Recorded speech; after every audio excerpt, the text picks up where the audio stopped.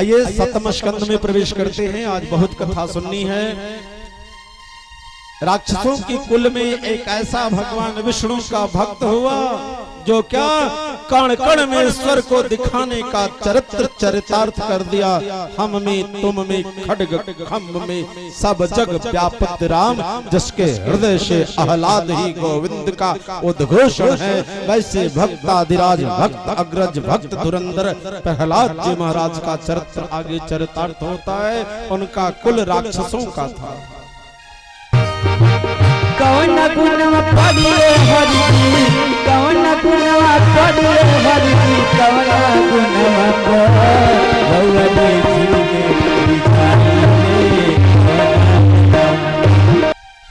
दो भाई हैं हिरण्यकश्यप हिरण्याक्ष।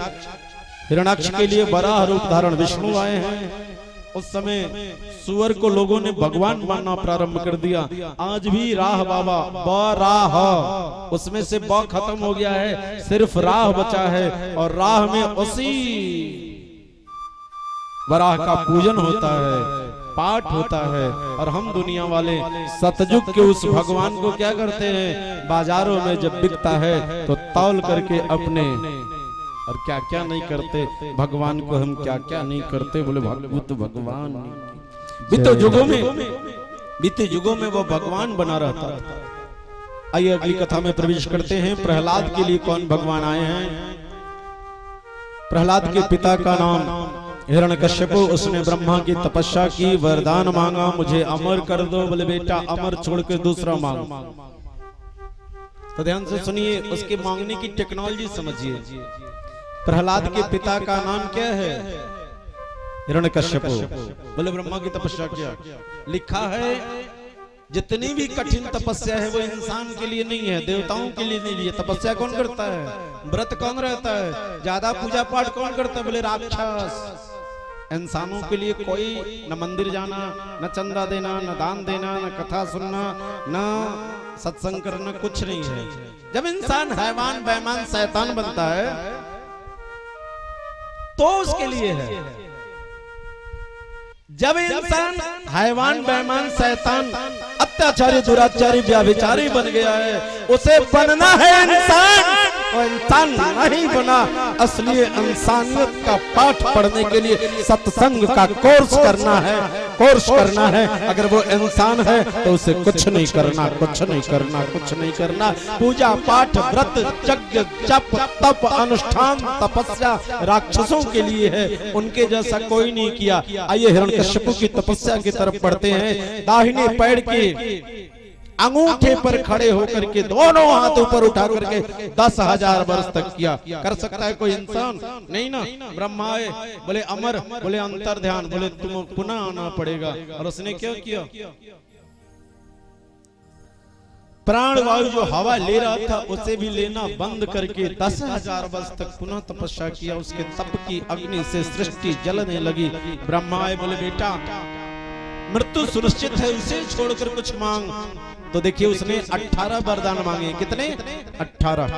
पहला मांगता है मैं दिन में ना मरूं। बोले ओ मस्त तू मरेगा। अरे यार क्या पता मैं रात को मर जाऊं, चल मैं रात को ना मरूं। बोले ओ मस्त रात को भी नहीं मरेगा बट मरेगा। बोले मैं देवताओं से न मरूं, मैं दानवों से न मरूं, न मानवों से मरूं, न घर में मरूं, न बाहर में मरूं, न अस्त्र से, न शस्त्र से, न संग्राम में, न सोए में, न जगे में। इस तरह से 18 वरदान। और अंतिम वरदान ब्रह्मा ने क्या दिया, जो तुमने मांगा उससे नहीं मरेगा लेकिन तेरी मृत्यु होगी। और ऐसा कह के ब्रह्मा चले गए। बट उसने इतनी लंबी चौड़ी लिस्ट बना ली थी ना, क्या नहीं मरूंगा, नहीं मरूंगा। उसे वहम हो गया क्या मैं अमर हो गया। उसे वहम हो गई मैं अमर हो गया। उसने अपराध करना प्रारंभ किया। ध्यान से सुनिए, हिरण्यकश्यप की पत्नी का नाम कयाधु है, ठीक है। और यह पुरुष जो खुद का काम नहीं कर पाता ना, अपने बच्चों से उम्मीद रखता। गया है बच्चे पैदा करने अपनी पत्नी के पास, तो कहता है मेरी हेल्प करो, मेरी मदद करो, मेरे को ऐसा पुत्र दो जो विष्णु को ना छोड़े, मुझे ऐसा पुत्र दो जो विष्णु को ना छोड़े। कयाधु जो थी वो विष्णु की भक्त थी। और उसका पति क्या था? विष्णु का शत्रु है। रात्रि में दोनों सोने गए हैं, ध्यान से सुनिएगा, दिव्य दिव्य कथा है ये। एक कह रहा देवी मेरी मदद करो, ऐसा पुत्र जो विष्णु को ना छोड़े। बोले मैं तो यही चाहती हूँ कि मुझे ऐसा पुत्र हो जो विष्णु को ना छोड़े। देखिए दोनों का भाव समझिए महाराज श्री। कहता है कि मेरे भाई को मारने वाला विष्णु है, मैं ढूंढ कर थक गया, उसे ढूंढ नहीं पाया। देवी मेरी मदद करो, मुझे ऐसा पुत्र दो विष्णु को ना छोड़े। तो पत्नी क्या कहती है? मैं भी तो यही चाहती, मेरी कोख से ऐसा पुत्र जन्म ले जो विष्णु को ना छोड़े। देखिए दोनों का भाव कितना सुंदर। आइए विष्णु और विष्णु को जोड़ देते हैं। हम भारतीय संस्कृति की यह जो सृष्टि है वो खेती वाली सृष्टि है। आपको किसी ने पैदा किया कोई दिक्कत नहीं, आप किसी माता पिता के संतान हो, बहुत अच्छी बात। लेकिन जीवन में जब भी आप माता पिता बन रहे हो तो आप भी किसी न किसी को पैदा करोगे। संतत खेती अर्थात मैथुनी सृष्टि में मदद करना, यही मानव जीवन का परम लक्ष्य है। वो चाहिए आपको, नहीं तो समाज आपको ताने मारेगा, तरह तरह की अवहेलनाओं से उत्प्रेरित करेगा आपको। और ध्यान से सुनिए, विष्णु प्लस विष्णु, एक के क्रोध में विष्णु समाहित हो गया शत्रु भाव से, और एक ने क्या किया? पत्नी ने मित्र भाव से, स्नेह भाव से विष्णु को हृदय में बैठा लिया। विष्णु प्लस विष्णु, आइए जोड़ते हैं। विष्णु प्लस विष्णु, एक के रज के हिस्से में विष्णु गया और एक के वीर्य के हिस्से में विष्णु गया। रज और वीर्य मिलकर भूर्ण बनता है, शिशु की संरचना होती है, और वही कहानी वहां पे चरितार्थ होती है। दोनों विष्णु समाहित होने लगे। Vishnu plus Vishnu plus Vishnu plus Vishnu, और विष्णु विष्णु मिलता है। जो विष्णु विष्णु कहता है, जो राम राम रटता है, उसे भक्त कहते हैं, भक्त कहते हैं, भक्त कहते हैं। विष्णु और विष्णु का सामंजस्य स्थापित हुआ तो कयाधु के गर्भ में विष्णु का भजन करने वाला प्रहलाद जन्म लेता है। बोले भागवत भगवान की। और वही प्रहलाद पिता से जब बोलना प्रारंभ किया, बोले पिताश्री गजब के आप हमारे पिता हैं। विष्णु का रट लगाए रहते, बोले मैं विष्णु को कभी नहीं छोड़ूंगा, जब मेरा पिता नहीं छोड़ेगा तो मैं भी नहीं छोड़ूंगा। बोले भागवत भगवान। बोले हाँ हाँ बेटा, विष्णु को तू बड़ा होकर नहीं छोड़ना। बोले बड़ा और छोटा क्या, मैं तो अभी से विष्णु का रट लगाए जा रहा हूँ, उसको नहीं छोड़ूंगा। और यह मर्म वह हिरण्यकश्यपु नहीं समझा। धीरे धीरे प्रहलाद बड़े हुए हैं, गुरुकुल गए हैं, आसुरी विद्या पढ़ाई प्रारंभ हुई है। बट उन्होंने क्या किया? विष्णु की भक्ति का पाठ पढ़ा दिया। गुरुगृह से गुरुदेव पहुंचे हैं, राजन को समझा रहे हैं, आपका बालक तो विष्णु का भक्त निकला। बोले नहीं, ऐसा नहीं हो सकता, वो विष्णु को नहीं छोड़ेगा। बोले यही तो लफड़ा हो गया, वो विष्णु को छोड़कर दूसरा कुछ कर ही नहीं रहा है। दरबार में बुलाया गया प्रहलाद, बेड़ियों में जकड़ा खड़ा है, गुनाहगार है, जो विष्णु का नाम लेगा उसे मृत्यु दंड की सजा दी जाएगी, ऐसी घोषणा थी। दरबार लगा, बोले बेटा विष्णु को क्यों नहीं छोड़ता? बोले पिता से पहले आप छोड़ना प्रारंभ करिए। मैं नहीं छोड़ूंगा। बोले मैं भी नहीं छोड़ूंगा। बोले भागवत भगवान, जब मेरा पिता नहीं छोड़ेगा तो मैं काहे को छोड़ू? और मृत्यु का वारंट जारी करता है, इसे क्या करो? मतवाले हाथी के पैरों तले कुचल डालो, पत्तल के सिलाओं से पटक मारो, नंगी खड़गा प्रहार करो, बाल न बाका कर सके जो जग बैरी हो, जाको राखे साइया मार सके ना कोई मार सके। इस तरह से अनेकों प्रयास करके प्रहलाद जब मारा नहीं गया तो कालकूट कोठरी में, कारागृह में बंद कर दिया है। प्रहलाद की एक बुआ है जिनका नाम क्या है? होलिका। आई है मिलने के लिए अपने भाई से। बोले भैया भैया आप दुखित क्यों हो? बोले क्या कहूँ, मैं कहीं से नहीं हारा बट अपने पुत्र से हार गया। बोले मार क्यों नहीं डालते? बोले मारने के सारे प्रयास कर लिए। बोले तब मेरी मदद लो। बोले तू कैसे मारेगी? बोले मेरे को एक वरदान मिला है, अग्नि मेरे को नहीं जलाएगी। बोले वो कैसे? बोले मेरे एक पास ब्रह्मा का वरदान दुपट्टा है, चद्दर है, और मैं उसको ओढ़ के अग्नि में बैठ जाऊंगी, अग्नि मेरे को नहीं जलाएगी। और उसको क्या करूंगी? झूठ का गोद में लेकर के और धीरे से आग में ढकेल दूंगी। टेक्नोलॉजी लगा दे, नगाड़े बजे, ढोल बजे, सुनो सुनो सुनो, भरी सभा में हमारी बहन एक चमत्कार दिखाएगी। मेरी बहन को अग्नि की प्रलंतक ज्वाला जला नहीं पाएगी। चिता सजी, चंदन की लकड़ियां सजाई गई और धू धू कर उसमें आग जलाई गई। बोले बेटा प्रहलाद आ गोद में आ जा। और बेटा प्रहलाद गोद की तरफ बढ़ा है। बुआ माँ होती है, दादी माँ होती है, मासी, माँ की बहन जिसे हम मौसी कहते हैं, उसका शास्त्रों में नाम है मासी। माँ के समान है वो।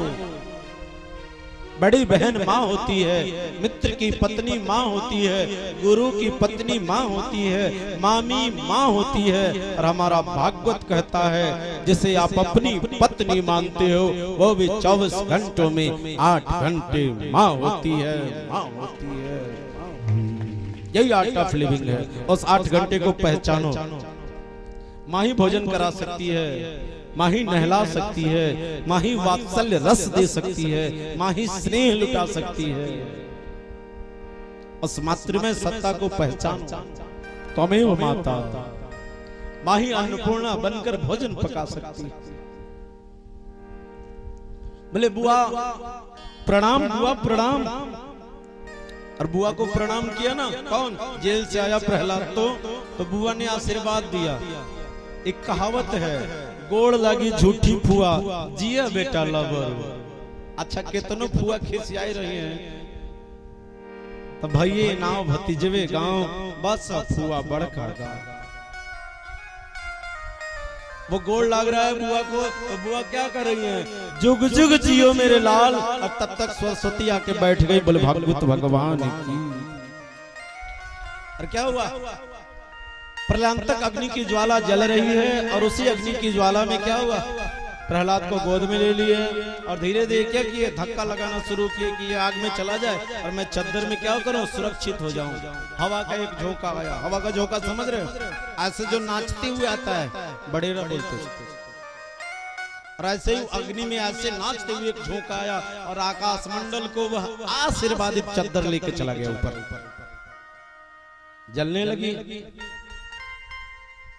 चिल्लाने लगी, ये क्या हो रहा है? और उतने के मर्म को कोई नहीं समझा। जब चद्दर नीचे आई तो उस चद्दर ने प्रहलाद को अपनी आगोश में ले लिया और धू धू करके होलिका जल गई। बोले भागवत भगवान। गुस्से में आ गया। बोले अब तो मैं तुझे अपने हाथों से मारूंगा। बुला विष्णु कहा है। और ये जो खेल हो रहा था ना, ये होते होते दिन में बैठा था, अब रात्रि ढलने को आ गई, अर्थात संध्या कालीन गोधूली बेला आ गई। न घर में न बाहर, न दिन में रात में, शाम कालीन की बेला है। न अस्त्र से न शस्त्र से, न देवता से न दानों से न मानव से। देसी विधि का विधान, विधि का संयोग, विधना का गणित कैसे चरितार्थ होता है। नंगे तलवार लिए प्रहलाद की तरफ आरूढ़ हुआ है। बोले बुला विष्णु को। कहाँ है? पहले उसको मारूंगा तब तुझको मारूंगा। बुला। बोले बुलाना नहीं पड़ता है, वो तो कण कण में वास करता है। बोला तेरा विष्णु है कहाँ अभी? बोले मेरे हृदय में है। लगा नंगी तलवार लेके प्रहलाद को ऐसा मारेगा। बोले पिताश्री कूल डाउन। बोले क्या हो गया? बोले मेरे हृदय से निकल गया। देखिए यही बच्चापना है। उसको लगा यार मेरा पिता डिप्रेशन में, क्या पता तलवार चलाई दे, खून खराबा होगा, इसलिए पिता को समझाओ। बोला विष्णु कहाँ है? मेरे हृदय में। बोले आप। बोला निकल गया। बोले कहाँ गया? बोले आप में चला गया। लगा अपने आप को मार लेगा, इतने तनाव में है। बोले पिताश्री निकल गया। बोले कहाँ गया? बोले खड्ग में। लगा तलवार को तोड़ देगा। बोले निकल गया पिताश्री। बोले वो कहाँ गया? बोले उस सामने वाले खंभे में। हम में तुम में खड्ग खंभ में। इसी को भक्ति कहते हैं। हम में भी है, तुम में भी है, नंगी तलवार में भी विष्णु है। और वो खम्मा जो दिख रहा है ना दरवाजे पे, उसमें भी है। हम में तुम में खड्ग खंभ में, सब जग व्यापत राम। और तनाव में जाकर के जो हिरण्यकश्यपु ने खंबे पर अपने पैरों का प्रहार किया। खंबा टगमगाने लगा, पृथ्वी पे भूचाल आ गया और खंबा मध्य से टूट गया। और विष्णु चतुर्भुज रूप धारण करके अपने मुखड़े को सिंह का बना करके झपक्का मार के हिरण्यकश्यप को अपने जंघे पहली करके और नाखूनों से उसके कलेजे को विदर्ण कर दिया। हर की गजब है लीला, दिल को लुभा रहा, तड़पते तो हम हैं, मुस्कुरा हो रहे। बोले नरसिंह भगवान की जय।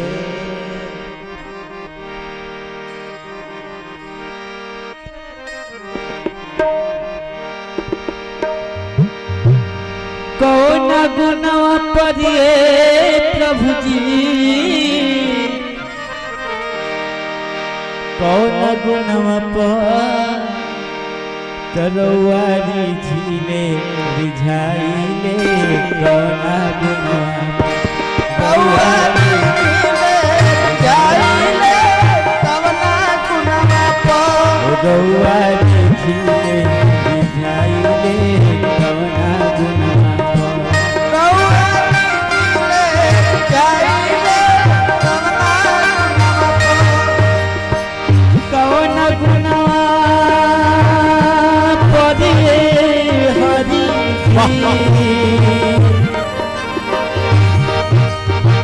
कौन गुनवा पढ़िए हरि, कौन गुनवा पढ़िए हरि, कौन गुनवा पढ़िए झीले रिझाइले,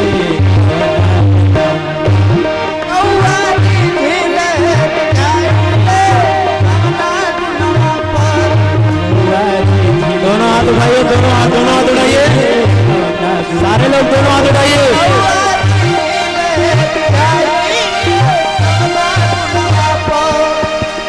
आज तलक न केहू जानल हरि रावरी,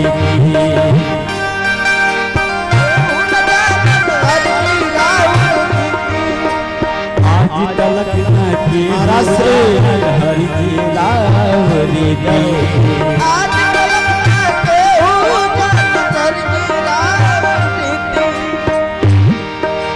कौना चीज से बैर करीना, कौना चीज से प्रीति, छिटका भोगवा के